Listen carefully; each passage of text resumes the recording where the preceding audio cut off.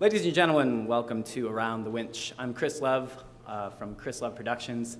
I do video production heavily for U.S. Sailing and other clients, and I also host a weekly show during the college sailing season called Chalk Talk. I'm very pleased to see we've got some of U.S.'s best media personalities with us. From your right to left, Alan Block from Block Sail and Sailing Anarchy. Craig Leweck, editor of SailingScuttlebutt.com. Kimball Livingston, editor of Sail Magazine, as well as a freelance writer, and he also runs the website Blue Planet Times. Blue Planet Times, blueplanettimes.com. And finally, Dave Reed, editor of Sailing World Magazine. So we are going to pitch. We have a lot of topics to get through. We're going to try to keep it fast. If you have any questions, we encourage you to submit them on the app. Pull out your app, go to the activity feed, and type in questions. We'll send them up at the end. But for now, we're going to kick things off with our introduction question and rebuttal round. So, in your opinion, panel, what is the single biggest challenge facing the growth of sailing, and how would you address this issue? Craig, let's kick it off with you. Well, when we talk about sailing, we need to, it's a wide subject. You know, there's sailing, there's racing, there's junior sailing. You know, I think it's been repeated for sailing that it needs to be more inclusive, it needs to be more available. My memory of when the U.S. Sailing brought the team race championships, the team race nationals to San Diego, and driving down Harbor Drive, it was the first time I ever had seen probably a dozen colorful JY-15 sails flapping from one of the fishing piers right there. People drive by downtown all the time, but they don't see it. The message isn't there, and it had been tried to be repeated with the RC-44s that came here and the AC World Series that came here. Just seeing it will help plant the idea. But the racing part of it is more complicated, and it depends on what we're talking about. But I think that all areas of sailing have the opportunity to establish the landscape that the game's played in, and the people that administer the sport need to take a close look at who's playing the game, and not the top 10% or the top 15%, but down a ways. You know, the middle of the fleet, because those people are the guys that are not winning, and you want them engaged, and that's a group that's easily grown. Yeah, I'll go next. I'm like Ken Reed, although I'm R-E-E-D, he's R-E-A-D. I'm a simple guy, and I think it's how to grow it. It's one body at a time, and I wrote about this not that long ago. You know, as I'm sitting in the sauna of my local YMCA, you know, you start talking to these guys. They don't know sailing, but they talk about sailing, and all you got to do is say, "Come with me one day," and it's just you're in, and it's just one at a time. It's very simple. All right. You know, just everyone put your hands up. Everyone in the room, put your hand up. One hand. Okay. All right. Everyone put your hand down except for Jamie. Stand up for a second, Jamie. All right. Guys, look at his color. Okay? He's a couple of shades darker than the rest of you here, and he's the darkest one in the room. All right? That's a problem. That's a really big problem. We put barriers up, like a big giant wall up in front of our sport, and prevent people from coming in, whether it's racing or cruising or recreational sailing. They're all the same to me. The perception is, rich old white guy, Rolex is the worst offender. Look at any magazine in the country and look at an ad for Rolex. It's a 58-year-old guy with salt and pepper hair with a sexy 38 or 40-year-old bride and a Rolex. And there's nothing wrong with that, but that's how the public sees sailing, and that's why we're having so much trouble. Whether you're a 25-year-old kid, a woman, a person of any color at all, it doesn't look appealing because you can't see it as something you would do, because we don't make it look like something that just anyone can do. We make it look like something that you have to be rich and white to do, and that's problem number one. All right. I know we could talk about this all day, and we'll let Kimball get in on some other questions, but we've got to keep things moving. We've got a lot to cover. Next up, how can sailing become more of a mainstream media-covered sport? And should it matter? It matters because people do pay attention. I can't tell you how many times since the last America's Cup, parentheses, I was impressed this morning by how much of the presentation brought back the 2013 America's Cup, close parentheses. I'm at a cocktail party with a bunch of civilians, or I'm on a bus with a bunch of civilians, or wherever it is, and they find out that I'm a sailor, and suddenly, tap, tap, tap, tap, tap, tap, tap, tap, tap, tap, tap, tap, the America's Cup, they want to talk about sailing. They want me to give them a full data dump. So that's the reason that it matters, because it changes the perception of what sailing is. That's what the America's Cup did last year. That's what kite racing does on San Francisco Bay, is expand the whole range of who we are, who we think we are. So yes, media matters. Well, and you're talking about the top end. I'll address the bottom end. You know, the local television stations and the local newspaper, you know, these are active businesses that likely get hit from any assortment of people perhaps making a pitch. And I would ask that each sailing area, and whether it's the San Diego Area Sailing Association or regional groups, have an idea how they can work together so there can be a single voice and a single relationship that gets formed with local media, so that local media knows what's important and can plan accordingly, rather than getting approached by a random group of people without perhaps the best plan. And if your club doesn't have a communications person, or if your club's communications person doesn't have all the local media on speed dial, then you should fire yourself, because you need to do a better job of communicating with the press. Like, it's easy. They're begging for stories. You know, every single traditional media. You know, whether it's even if it's a website, but all of them, especially the local newspapers, have had to cut staff, cut budgets, cut everything. They're begging for content. Make it for them. Give it to them. Invite them over to come sailing, and you'll find that all of a sudden you have, you know, every regatta in the local paper, and it can be a big local paper. It could be the Chicago Tribune. It could be the New York Times. You know, but even this event, okay, we're missing a lot of people because U.S. Sailing doesn't do a great job of it either. All right, they didn't pay to get someone like Chris Muessler to come out here. They didn't pay to bring in the media like any other major sports association does. They know they have to bait the media. They got to get them there, and they didn't do that. So all you get is me. Sorry about that. So you guys have taken this right into our next discussions. How can clubs help themselves? PR tips for regattas, and maybe give some examples of people who are doing it right and some missed opportunities. Yeah, I'll start with Alan, because I know Alan and I have a different opinion, and I think that event and media PR really starts out with it's like any PR. Who is your target audience? And I think that a lot of events do sort of try to go too big and forget who their core, you know, local audiences or their local media might be. And he's right in one regard, is you got to reach out to your local person, but not just reach out to them, but bring them on the water, explain what's going on, facilitate it, make it easy for them to report and deliver what it is to their outlet. But I think that, you know, some event sponsors are maybe not necessarily looking for that big media splash. They want direct contact with the competitors in that face-to-face time or product or things like that. So it's, what do your sponsors want, and what is your target audience, and what's the message of the event?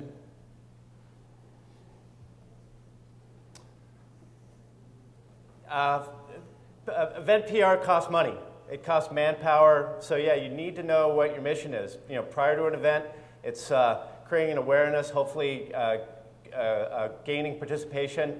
But once the event starts, then your audience is either to fulfill sponsor requirements or to create awareness for your event or your class in the future.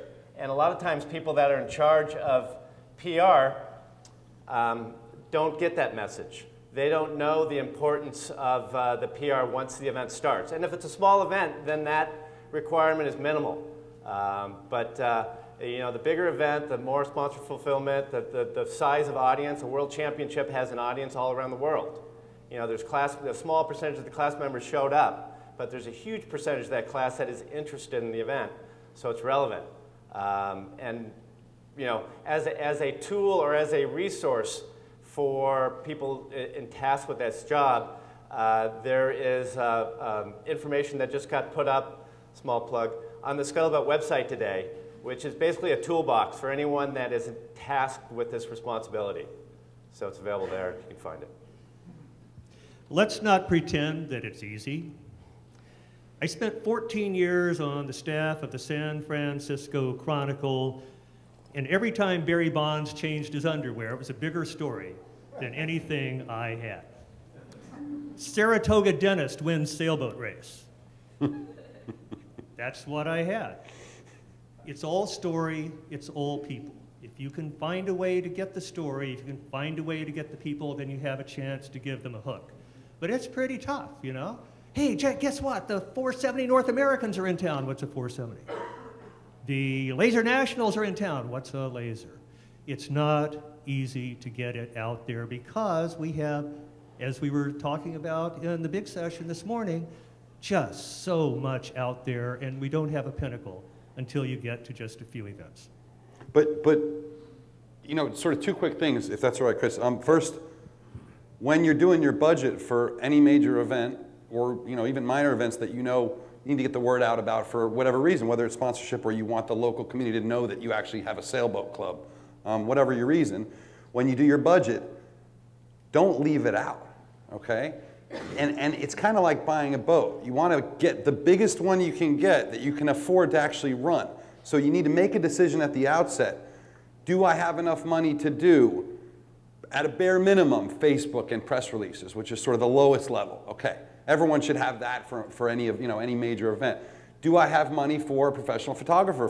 Because I don't care how good you think you are with your point and shoot, you're not good enough. So do I have money for a real photographer?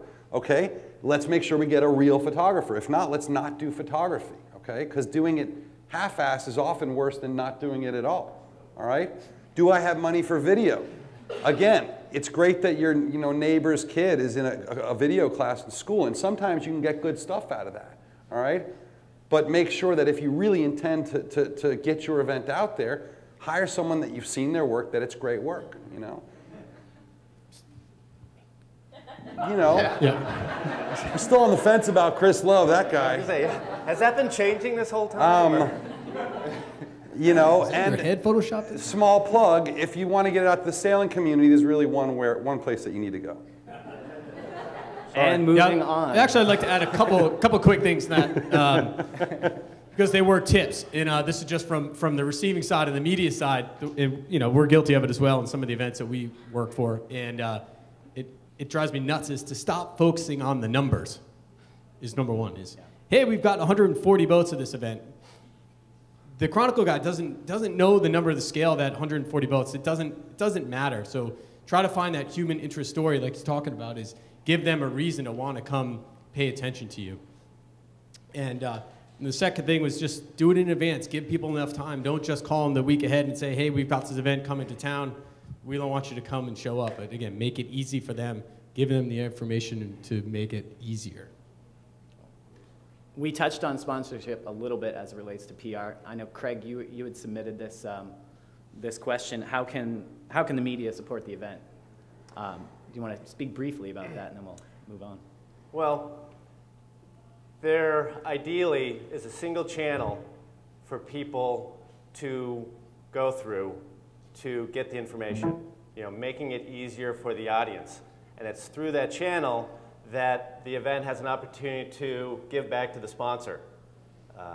When the message starts getting split up, you know, this site's hosting a PR release, the Facebook page has got video photos, you know, there's fewer and fewer reasons to actually go to where all the sponsor stuff is.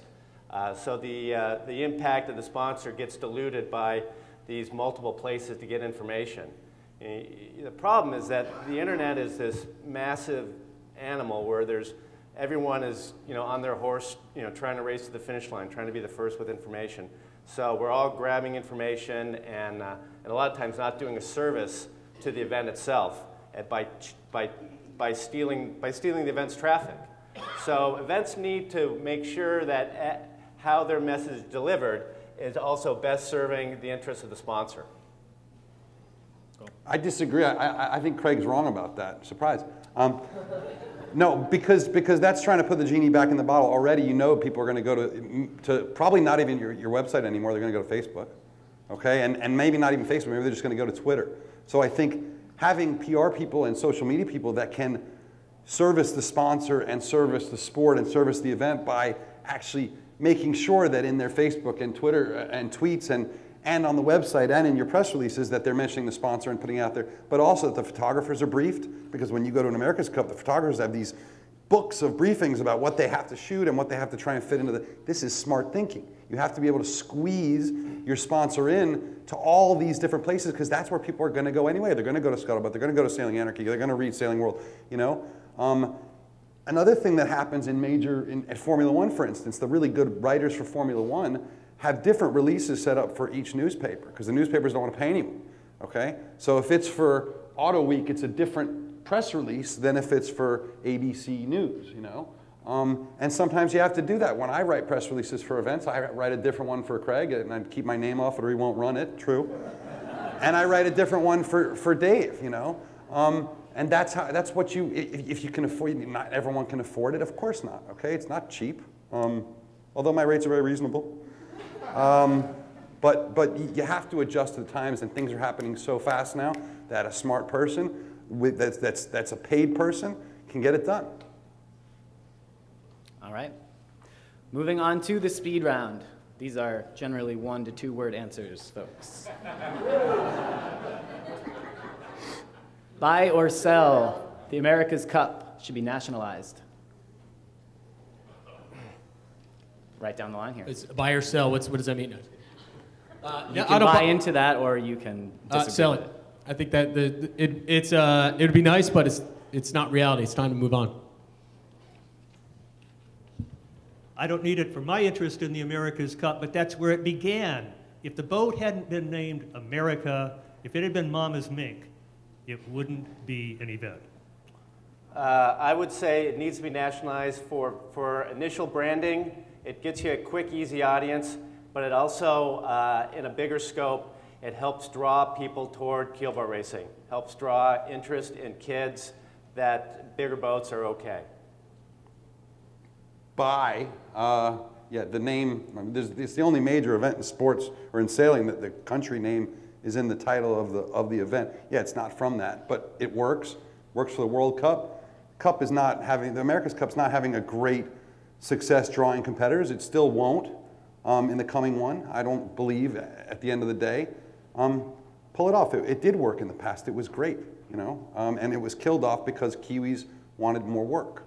All right, that's why it was killed off. Thank you, Ernesto. Thank you, the Kiwis. But that's why. That's the only reason. So it doesn't have to be completely nationalized, but bring something back. Yeah, I think that if you go back to one slide, point taken. Wasn't nationalized this year, but there were still people rooting for the home team. Yeah. Being an Olympic class is good for the class. Buy or sell. I'll sell that one. Sell. If I were going to buy it, I'd have to believe that the 470 was prospering. The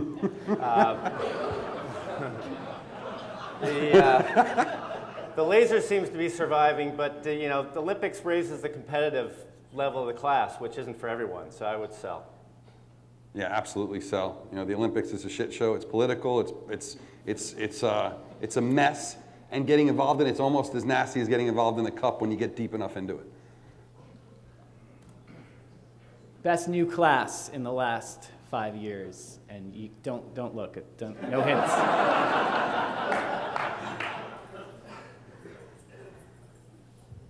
I won't look, but no, the J70 is definitely the standout class. But I would say even a retweak is the laser. Even when they did the rigging modifications, makes it still the standout, the best class ever. Well, when we kind of went around with this, when a pre-round, these three guys all said J70. So to be contrarian, I said kiting, because it expands our reach of who we are and how we see ourselves. But it's actually a category, not a class, so I'm for the J70.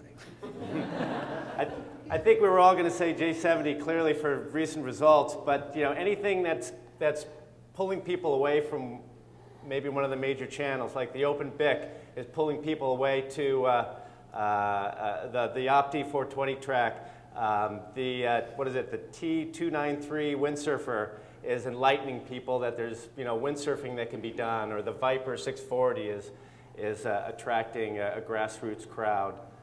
So there's some neat things that are happening beyond some of the things that are already established. AC-72. What a cool boat. We'll never see him again, but what a cool boat. Man, I got to sail on one. Oh, man. If you could be any sailor in the world, who would you be? I'd be the next Mike Vanderbilt. Yeah, does it have to be dead or alive? Open to interpretation. Me, myself. No, I'd be two people. The two people that fascinate me, this Francois Gabard, I think is just an amazing guy, and just the fact that what he pulls off at a young age, and I think as you talked about, just the life ahead that he's got. So I think I'd want to be him. He'd probably get a lot of chicks too. So. Well, attending Carl Eichenlaub's funeral, and listening to the era of sailing then and the involvement these guys had in the sport and creating things, it seemed pretty cool. So I wouldn't mind being Carl. And plus, he seemed like a pretty good guy. I think I'd be Larry Ellison's kid. And I don't need to explain why. What is the best under the radar regatta that you guys have experienced? We know Key West and Charleston are awesome, but what do we not know about that we should? I mean, it's more of a question of what's your favorite regatta of all times. Mine would be the one time I've sailed on Lake Garda with the RS 100 class on invitation by them, and it was definitely hands down the most spectacular week of sailing I've ever had in my life as a place to just do it all. Yeah, and you have to go to experience it to do it all. So it's unbelievable. Define regatta. One of the best things I know of, and it happens every year, the Richmond Yacht Club on San Francisco Bay, happens on March 1 this year, hosts the Sail a Small Boat Day. You sail in the 505 class, you sail in the laser class, you sail in a Hobie class. Bring your boat, take people for rides. The public can come, public can take a ride. They get new people into the class, they get new crew into the class, and there are free hot dogs. My choice is similar too. It's called the Snipe GFU, acronym for things that I'd say if not being recorded. GFU 24-hour regatta. Teams of snipe, you need at least 8 people. It's my very first snipe regatta. So boat owners need to pull in at least 7 other people. You sail for 24 hours. The start and stop is Mission Bay Yacht Club. If you get a chance to wander Mission Bay, there's an island in the middle of it. In the old days, the bridges used to be pretty low, so you had to angle your mast a certain way to get underneath them. The bridges have been heightened. To finish a lap, it used to take a pitcher of beer to drink. There's less alcohol involved now. But the jigs of it is that it pulls people into the class that never had sailed before. And it's a great fleet builder, and it's a lot of friggin' fun. I think the Great Texas 300 is one of the coolest regattas around. I don't even know if it's still alive or it's barely alive, but it's the coolest thing because unlike the Worrell 1000 or the Tybee 500, both of which died off due to mismanagement, the GT 300 is in Texas. The beaches down there by the Mexican border are considered public roads. They actually are considered public roads, and they're the only way to get around in certain areas in South Texas. And so whether you're racing or not racing, you basically are sailing 100 miles from one place to the next place every day on these little F-18 cats. But to follow it is this whole troop of people, and literally like hundreds of people following 10 or 15 boats down, and there's people with cameras and people with huge, and they pull up and they, big giant pit fire and roasting pigs, and it's just hilarious. Driving 100 miles down a beach and then partying with a bunch of cat sailors is pretty fun. Our asymmetrical, or our symmetrical spinnaker is obsolete. Well, And is that a good or bad thing? Change this dynamic where I keep going. No, I'm okay. I get this one. You go first. No. I mean, I don't look. There's still 100-year-old sailboats that might be back in the next Olympics. Like nothing's obsolete in sailing. Sailing as a mode of transportation was obsolete 120 years ago. So everything we have is kind of by definition obsolete. Our kite. I mean, no. I'm a bow guy. I love poles, and I think a lot of people still love throwing the pole around and getting the kite vertical up. poles. I mean, yeah. Now, who's going to put that one up on? All right. I think kites are symmetrical kites are great, don't you? Glad you get off the pole thing. Yeah, no, Steph, because that's the guy up there in the red thing. That's my job too. Maybe a little finer technique, but yeah, no, definitely that's still great sailing. And I just did Key West in an IRC group against my former colleague Stu Stroily on a Swan 42 with a pole and a symmetric thing, and they just turned the corner downwind and was like, "See you later." Yeah, there's a place for him. Well, I was teasing Billy Hardesty when he was putting his Etchells Worlds campaign together that he needed somebody old enough on the foredeck that knew how to do it. Because I'm guessing there's a whole generation of kids that might not ever know what a symmetrical pole is with all the sprit boats. But it's more tactical racing. Sprit boats is more speed-oriented off the wind, and symmetrical spinnakers are a little bit more tactical, and I like the tactics. So. Plus, if you put them on their end, and you get a couple of girls, and then it can get interesting. Just got to get more girls in the sport. They're starting. It's a good group here in the front. All right, what's it going to take to get the U.S. sailing team back on top? Whew. Time? Yeah. Time. Time. Many years. Not repeating past mistakes. If specific coaches have failed to produce for 2 cycles, why are they still coaching? And why not follow the same sort of programs that other countries have done and go headhunting? Like any successful business, go headhunting. If it wasn't for Victor Kovalenko, Australia wouldn't have the medals it has. If it wasn't for, you got to go find someone who's proven to be a success at it and put them in place. I think what needs to happen is for change to occur before sailors elevate to the team. I think the team gets a lot of grief, but the team can only deal with what the team gets. And so the team is trying to address that by reaching further down into the age range and addressing and helping develop and getting kids in the kinds of boats they need to. Because you think back at the kinds of boats that U.S. sailed when we were good in the Olympics, and look at the kinds of boats that the young people are sailing now, and you'll see a big difference. So I think the team is addressing the changes that need to be made. Find some way to get college sailors out of 420s. I had a hamburger about a week ago with one of my local kids who goes out kiting almost every day. He's out there at 25 knots. He's a 16-year-old kid. He's going 25 knots. He's also on a high school sailing team, and then he and his brother put away their kites, and they get on a 420 because they like their friends and they like to play games with their friends. But man, it's like molasses. I sort of go back to my time thing. I think there's 2 things. One is time, is to keep the development concept that's been going on the last couple of years. It's just to let the fruit bear out from that. But there's also this philosophical discussion that I had with Josh Adams in San Francisco while we're waiting for one of the AC races to go off, is to just not let the Olympic sailors go to college.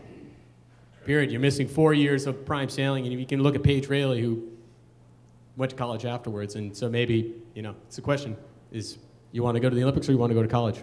And going back to the accessibility thing as well, and to sort of go past a little bit of what Craig's saying, look at who is in a junior program, which is where everyone's getting pulled out of, and tell me that we're actually looking at our whole population and who might be the best athletes. Like, we're missing everyone who isn't a rich white kid, And if go look at the U.S. sailing team, like, the guys who can provide their own coaches are always going to be doing, well, not always, but most likely going to be doing better than the guys who can't, even if they get a coach later on by the time they get to the team. So it's got to come way earlier, way earlier. All right. So who could it be? Who would be the next big thing? And this doesn't have to be Olympics. Who's the next big thing in the United States? Dave? Yet to emerge. Well, we got the kids on the Volvo, which should be pretty cool, you know? I like to think the next big thing is my friend Bora, who he's pretty big right now, but I think you know, he should get a chance to drive a cup boat or something, and I think he can do. He crushes Nathan in the Moth, so he should be able to crush him in the cup boat, and maybe he could be the next Jimmy out there, you know? I was thinking of this in the realm of Olympics, and the women are still leading the men in this country, and I would look at Erika Renke and Paris Henkin, who are you know, going to be pretty prominent here in the next, not 2016, but 2020. And we just ran Gary Jobson just finished his Jobson All-Star Juniors for our next issue, and included in that group was Nick Baird, which kind of jumped out at me. It was like, okay, well, Ed did pretty well for himself, so little Nick might be somebody to watch. Who knows? He's good. Define pro. And Dave, I think this is your question. How should pro be defined? This is a tough one. Did I throw this out there? Yeah, I think you did. What defines a pro? You're Cat 3, right? No, I'm a solid Cat 1 because I just go sailing for fun. Pro, it's very simple to say you pay to get sailing, but then there's all sorts of permutations of that have been worked around. There's too many loopholes, it's too easy. So I think that the common ground, I think that ultimately that Gary and this ISAF committee that they're working on is the number of days sailing, and maybe there's a version of that of how much time you sail and how many of those percentage of those you get paid to sail. Yeah, I'll wait for the ISAF because it's going to be some kind of arbitrary formula, and there will always be a gray area in the middle. I'm not going to say I'm any smarter than the people that have tried, but what I would suggest, and I was fascinated when I read through it, is they have the classification system, but they also have this list of facts, which address specific situations, questions that have been asked, that ISAF has been asked, and it lists how they answered them. And for, I mean, to use an example, for boat brokers, I mean, there are piles of dung all around those people, and they just have to step in, make one misstep, and they're suddenly a Group 3 sailor. But I just submitted my classification. I am still 1. Congrats. Income. You know, if you want to be a pro, if you want to be a Cat 3 and make a living sailing, provide your tax return. And ISAF should be able to look through, maybe not your tax return, but something that's actually a real document. Because the system now, and I'm sure the system that comes out, frankly, because I don't have a lot of confidence in ISAF, it's going to be another whacked out system that witch hunts away good people that aren't pros and doesn't even get close to people that are absolutely no question pros. And then that guys who are in the class all know it because we've been to their house and we know they don't have another job.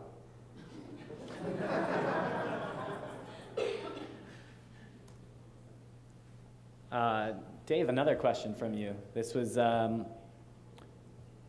fast boats. The new high-powered boats with all their Grand Prix trickery do more harm than good. Yep. This is again another Key West something that occurred to me down there as I'm sailing around our little IRC fleet, and even just on the Swan 42 that I was on, that now have a couple pros looking for job security. They're just changing a lot of stuff on the boats to the point where you can't even tie bowlines to the sail anymore. And as you looked around with some of the super good the HBR boats that we love, that think are just the tits, and you know, you look at, but I think that the average owner and even my owner looks at him and goes, that's way too much boat for me. It requires 3 guys to run the boat, and just to get to the race course is a major deal. And so I think that we got to be careful about emphasizing too much on what we see behind us and not forget about the Beneteaus and that 20,000 or whatever number was heard perf certificates of producing boats that real people can sail. I think it's important to maintain a realm at the very high end to keep those people occupied over there.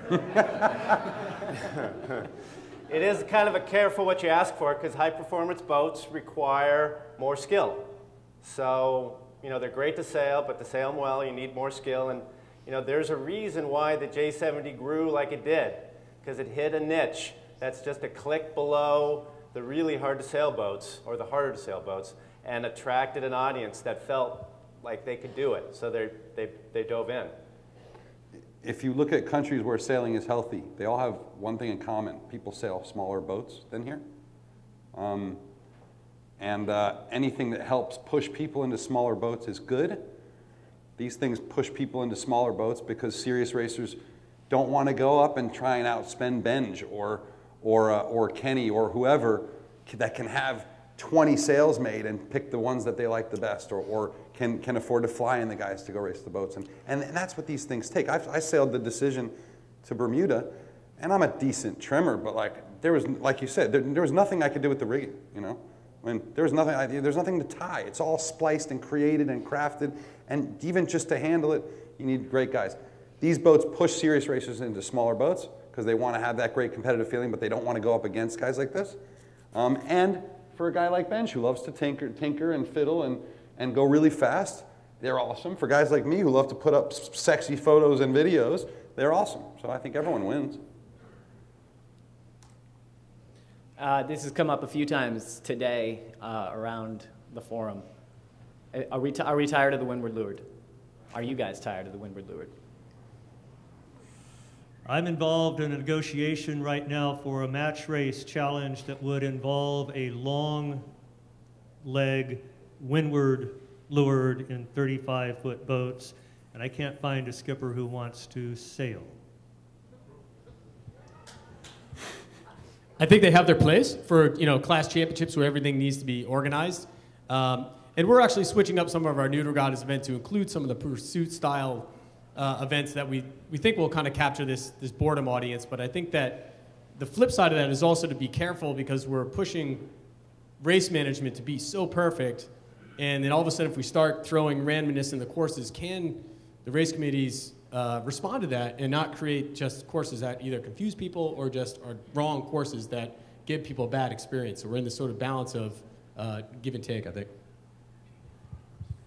On San Francisco Bay, our biggest event is something that by now you probably heard about, the three-bridge fiasco. Round 3 marks in any order, in any direction, in the conditions that are the worst time of the year, January. We get hundreds of boats for that. Nothing else brings those people out, and the best sailors still win. They come out, it's a fiasco. It's the thing that brings everybody out. And guess what? There's no windward lure. Maybe I could pose this question to you guys. It seems like when the topic comes up, people think that we need to discard windward lewards. And like Dave said, they've got their place. But maybe a show of hands of you all who thinks that perhaps we could use a little bit more diversity in the courses we sail. There you go. Good answer. I think the jury's still out. I think that because race committees have been so terrified of doing anything differently, because they're typically, race committees tend to be pretty risk averse and older, we don't know yet. We don't know what's going to work well. We know that triangles can be, reach fests. We know that certain things work really well and certain things don't. But we got to try it out. We got to try some new things. And I think race committees should be empowered by classes and clubs to try new things. Yeah, I think in the one challenge in this discussion came up was like the efficiency of the day. So what Kenny talked about is why are we wasting all the time? And so there's this whole thing. There is a benefit to the windward lewards in that once you set it, it's actually pretty precise and pretty easy to move around. But if you've got random marks thrown around and you need to readjust things because it does go weird, and then you've got people sitting around waiting, and that's a problem. What is going on with Americans and the Volvo race? We have Sally Barco skippering an all-women's team in the upcoming one, and we just heard. And we just heard last week about Charlie Enright and Mark Towell putting together potentially an all-youth, mostly American squad as well. We haven't seen anything like this from the U.S. What's the deal? And what do you make of it? Don't we already have an answer? We heard him, right? Yeah. It's not bad. Yeah, well, I mean, I like, I like a story that Stan Honey shared with me. He had spent time with Mark Towell and Charlie Enright, and when those guys were young, and there was a crowd, there was other people with Stan that had done the race, and his, the conversation of the race, really lit a candle with those guys and gave them an idea, and to see the possibility of then Charlie and Mark maybe then handing that down, and to see that circulate and create interest. And I mean, I think anything that creates more interest. We got lots of people sailing small youth boats. We need more people sailing keel boats, and I think that this creates an opportunity for maybe more people to be aware and interested.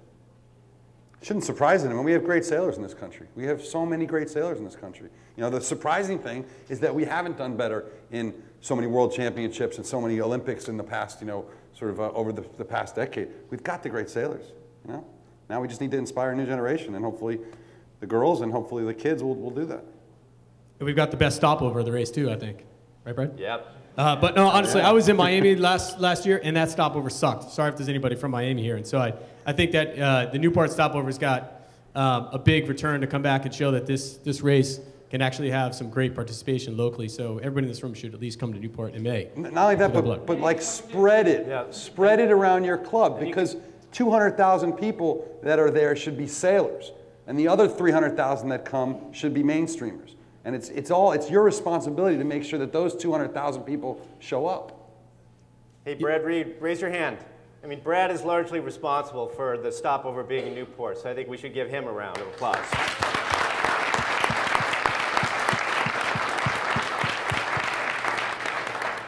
I will actually take my one dig at Volvo and some of the teams as well. And Alan may feel this is, I think that one of the things so far that's been terrible, both from SEA and Sally and even from Charlie, is that they're still, as Charlie would say, they're still spooked about the sponsors and letting us be participants in this journey that they're taking. And they definitely tend to close up and clam up and don't say anything until the race starts, and then they expect you to follow them. So I'd say reach out to them and say you want their story. You want to know what it's like in the training and what it is to go through and get ready for the race, because you want to support them. All right, with that, we are going to open up the floor to questions. So we've got some coming up here if you've submitted from the app, but we'll also start it off with one real-life person. Who's got a question for our panel? How about Justin? Oh, start with these? Oh, all right. All right. This one here is from Don Riley. It said, what is the business model for the sailing media? Is there any separation between editorial and advertising? Oh, yeah. Yeah, I'll speak to that one because we're probably the biggest fish in the room. But yeah, we've got a clear divide in our office. The ad guys are down one end, we're at the other. But I mean, our business model, I guess editorially, and this is you've got the new issues laying around, and this is our new life in that we know that the content on the web is different than what's in the magazine. It's a different beast, different consumption. And so we're shifting back to the magazine is much more of a journal style. We model after Surfer's Journal. I don't know if anybody else's room, but just great narratives, good storytelling, something that you just sit and enjoy. And if you're looking for information and how to and that kind of content, it's all online. Supported by the advertising. We only have one hard and fast rule, which is if it's an actual ad written by an advertiser, or put together by us, then we label it that way. But other than that, everything else we select because we like it, or we write it because we like it. We don't particularly care too much, and I think we followed sort of the general reality in life, which is, if the Marstrom 32 or someone says, come down and cover my event, and I'm going to pay for you to come down and give you a great weekend, I'm not going to say no. It's real simple. I'm not going to lie or make something up. But I'm not going to say no. I'm going to go down and have a great weekend, and you know what? Probably write a good story unless they do something wrong, and then I'm going to write what they did wrong. The Volvo paid for us to come and cover the Miami event, and we wrote a scathing critique, and you know what? They're going to pay for us to come to Alicante because they want. What I find is advertisers want, most of them, the good ones, want truth, and it shouldn't affect it shouldn't affect the way you write. I don't think. Can I ask a follow-up question, Alan? Have there been any examples where that maybe wasn't the case on Salem? Yeah, Anarchy? for sure. And you lose advertisers over it, and so be it. But you have to kind of pick how you want to do it, and hopefully you don't bow to pressure. Hopefully you can stay real. Well, I think that when a news media lacks credibility, I mean, you can figure it out. The audience knows it. So it's our response. I mean, I wear an ad hat, and I wear an editor hat, and a publisher hat, and a house cleaning hat, and I mean, so I'm having to divide my focus. So I'm addressing each need. But when the news loses credibility, I mean, it's a bad road. So advertiser influence has no influence. I mean, that's as far as I could tell. Long story, no. Yeah, exactly. Tell me when I screw up, though, would you? I know you will. But if Dawn is looking for the advertising rates, I think our sales people are in the building somewhere. But I think, you know what, another answer to Dawn before Kimball goes into it is that even if you're not, even if you don't advertise, and there's no doubt that when you advertise with a publication, you get on their radar at least, all right? Which is often just as important as actually giving them money. It's just being on their radar. But even if you can't afford to advertise your club or your class or your product, or you don't want to for whatever reason, you should still have a relationship with all the sailing media if you expect to reach your customers. All right. Another question here from the app. This one is from Branson R. How do we get the media to come out on the weekends?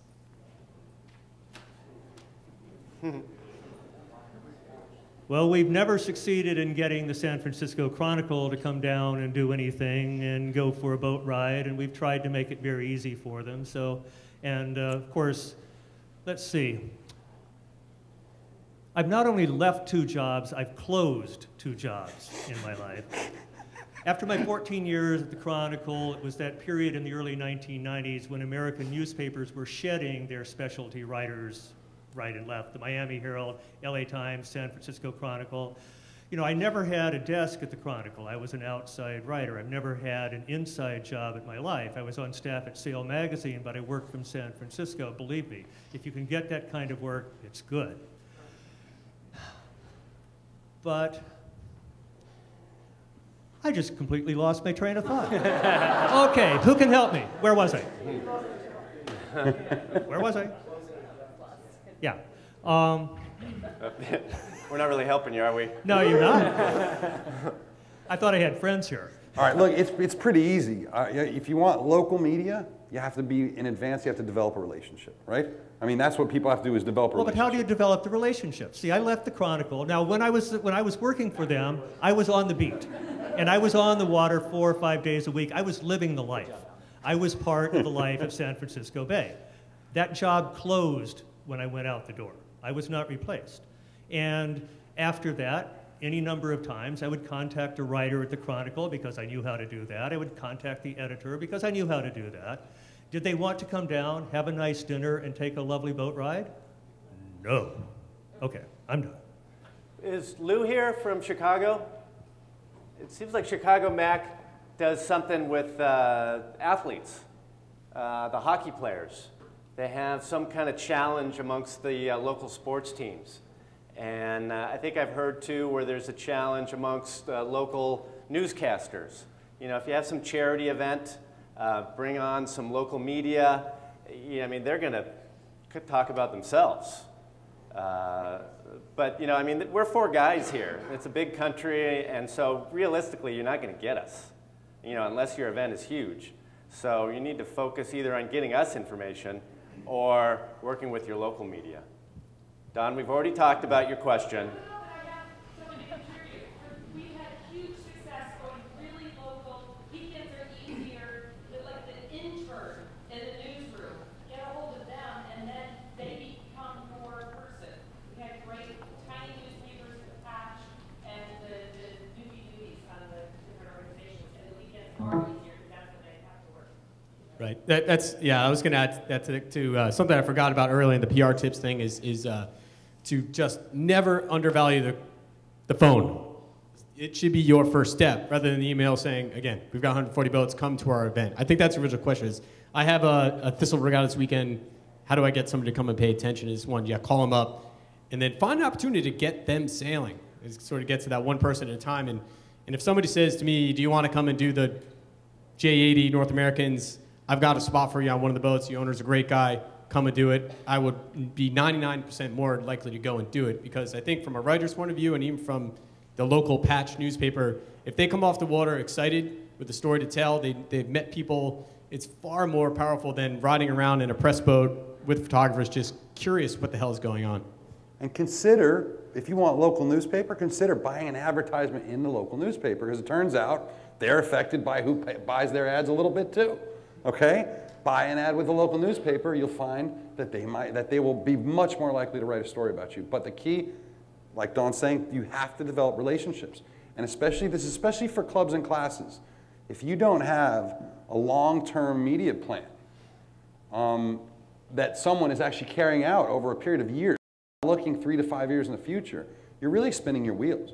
You know, if some new committee chair comes in and does the media for a year, you're really wasting your time because it's the relationships with both the national, international sailing news and with your local media is the only reason you're ever going to get them to come out, okay? And like Craig says, like we're just 4 guys for a big country, but I live in Michigan. The U of M guys call me up and I go out to some stupid little tiny MCSA regatta. That's a blast, okay? I did the Force 5s in Port Huron because it was some buddies that called up and said, why don't you come up and cover this? Like you got these guys, you have a dozen more of us out in this country. We might actually live near you or we may be in the area for some other reason. Make the effort, make a call, have a relationship. We're all looking for content. Okay, maybe you write a story. If you write a great story for us, next year we're coming to your regatta to show our appreciation a lot of the time, you know? All right, good stuff. Who's got a real life question? Yes. It's a challenge and a question, follow-up to the question you had about what can we do to make our Olympic team better. And all 4 of you kind of passed the part. You should spend more time, the team should be reaching out to the youth. And so my challenge is, I think what you see in really successful Olympic programs in different countries is the very best aspire to the Olympics. They really want to. And it's the media that makes them want to. So if you make our existing Olympians heroes, people aspire to be Olympians. And if you follow the possible up-and-coming ones, I think they aspire to be. So my question is, when you were asked who the up-and-coming sailors are, we have 2 kids, I think it is. Who didn't finish in the top 5 in the youth worlds. They finished in the top 5 in the international 420 open worlds. And one of them's only 15 years old. And, do we know who they are? No, tell us. Privately asked.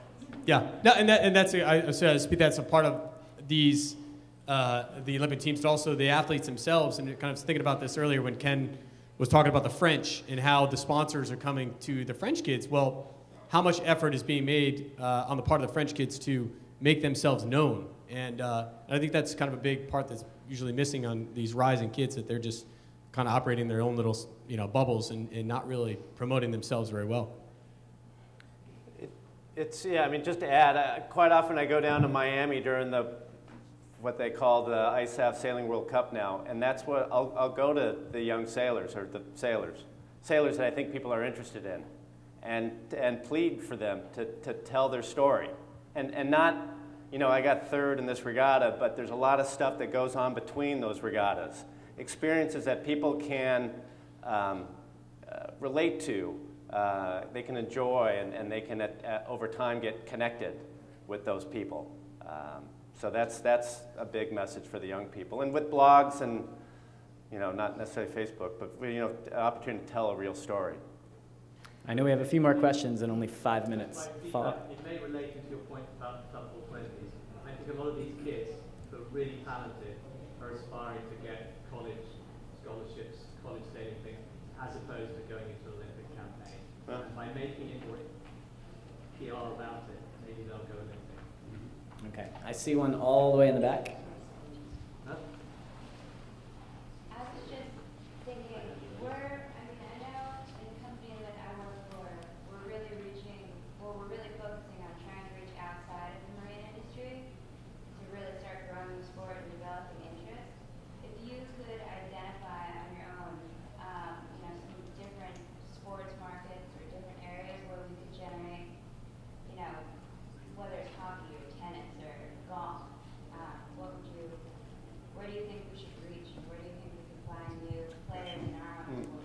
cost a cocktail?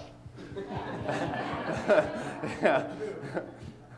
That's a great question. I think you have to immediately go to the sports that we have the most in common with, and I think what sailing's different for all of us, right? But for me, it means certain things. It means freedom. It means nature. It means, right? And obviously we have that in common with, you know, hiking, mountaineering, kayaking, fishing, all these sports. I think that's an immediate place to go.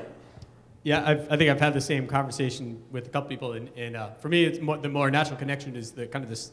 See this little emerging in the surfing group where global wave exploration, the best way to do it is on a sailboat because you can get there on your own time. And you know, there's a bunch of really good, well-known Patagonia ambassadors, and just loading up boards on sailboats and just going because they understand the value of being on the water and all the sort of environmental how to get from A to B. And that maybe is one good market, but also I think you look at the same demographics. I think a bunch of years ago we were at one of these, and the National Sporting Goods Association made a kind of an interesting connection with tennis, which I thought was bizarre because I don't play tennis. But tennis still has that one requirement that you, for the most part, need to belong to a club. And we're all club-based, and so maybe there is this overlapping something between groups that have to belong to something and try to get in them to cross-pollinate. And skiing, you know, what do most of us do in the non-sailing season is go skiing. And also consider the underserved population, okay? If a sport like sailing, which Nick Hayes wrote from his stats, racing is something like 9% female, okay? And obviously 0% colored, okay? Of any color, really, frankly, in this country. So it's often a lot easier to go after an underserved population because you know, you'll have more people that are available to jump on, unlike the skiing crowd, where if you want to go yachting, you know where to go because you're a skier, you know? So reach out to women, reach out to people of color, and you may find that you have huge success. Yeah, I'll add one quick one to that. This came up at a Sail America thing that one potential opportunity was with any kind of cultural heritage that has a maritime heritage, maybe it's like Portuguese, or I mean, in Rhode Island, we have a huge Portuguese population, and they have it at their core. And so, you know, can we reach out to that ethnic group to say, try to get them in where it's maybe a more natural fit? I am afraid we are out of time, and so we're not going to be able to take any more questions here, but these guys will all be around. You can also find them on their respective websites. They all have contact info if you have specific questions. Thanks, everybody, for coming. Don't forget to put up your feedback. US Sailing wants to know what you thought. Yeah, thank you.